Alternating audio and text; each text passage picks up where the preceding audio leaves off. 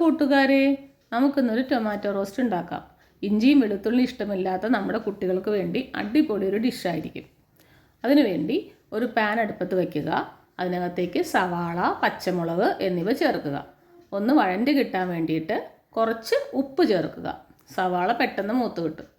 അതിനുശേഷം അതിനകത്തേക്ക് കുറച്ച് കറിവേപ്പില, കുറച്ച് മഞ്ഞൾപ്പൊടി, കുറച്ച് മുളക് പൊടി നിങ്ങൾക്ക് എരിവിനനുസരിച്ച് ചേർക്കാം കേട്ടോ. ഞാനിവിടെ കുറച്ചാണ് ഉപയോഗിച്ചിട്ടുള്ളൂ. എന്നിവ ചേർത്ത് നന്നായി വഴറ്റുക. പച്ചമണം മാറിക്കഴിയുമ്പോൾ അതിനകത്തേക്ക് തക്കാളി ചേർത്ത് നന്നായി വഴറ്റുക. അതിന് തക്കാളി ഒരുപാട് വെന്ത് പോവാതിരിക്കാൻ വേണ്ടി കുറച്ച് ടൊമാറ്റോ സോസ് ആഡ് ചെയ്യുക.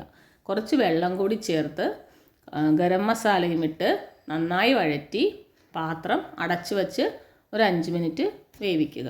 നമ്മുടെ ടേസ്റ്റി ആയിട്ടുള്ള ടൊമാറ്റോ റോസ്റ്റ് റെഡി.